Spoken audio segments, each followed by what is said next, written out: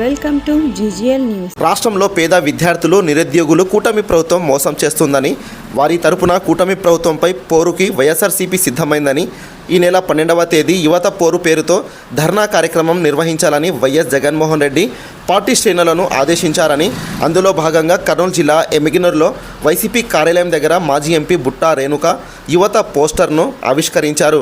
అనంతరం బుట్టా రేణుక మాట్లాడుతూ, కూటమి ప్రభుత్వం అధికారంలోకి వచ్చాక యువతతో పాటు అన్ని వర్గాల వారిని మోసం చేశారని, జగన్ సీఎం ఉన్నప్పుడు కేంద్రం నుండి అప్పులు తెచ్చి ప్రజలకు సంక్షేమ పథకాలు అందించారన్నారు.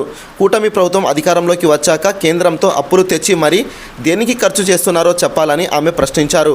వైసీపీకు ప్రతిపక్ష హోదా ఇవ్వకున్నా రాష్ట్ర ప్రజల కోసం ముందుండి పోరాటం చేస్తామని మాజీ ఎంపీ బుట్టా రేణుక అన్నారు.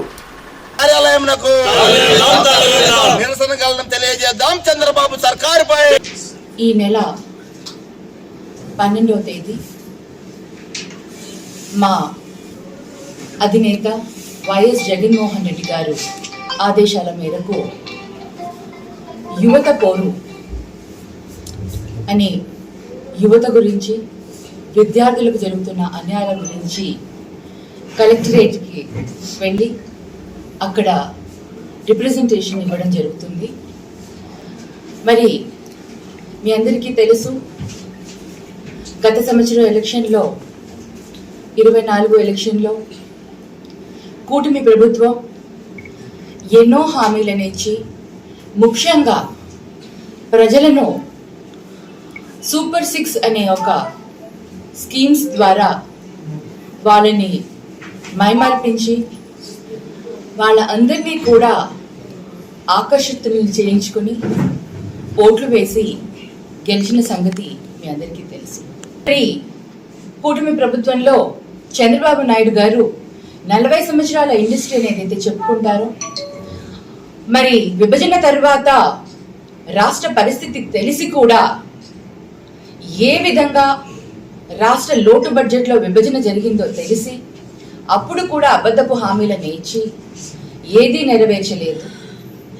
ఆయనకు తెలుసు రాష్ట్ర ఆర్థిక పరిస్థితి ఎలా ఉంది అని తెలిసి కూడా హామీలను ఇచ్చి ఈరోజు ఆయనకి ఏమీ తెలియనట్టు, రాష్ట్ర ఆర్థిక పరిస్థితి ఇప్పుడే ఆయన తెలుసుకుంటున్నట్టు మాట్లాడడం నిజంగా ఒక ఎక్స్పీరియన్స్డ్ పొలిటీషియన్కి ఇది సరైనది కాదు.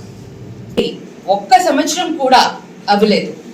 మరి జూన్ వస్తే వాళ్ళు సంవత్సరం అవుతుంది. అప్పుడే 1.5 lakh crores ఏదైతే వాళ్ళు అప్పు చేశారో ఆ అప్పుని దేనికి ఉపయోగించారు?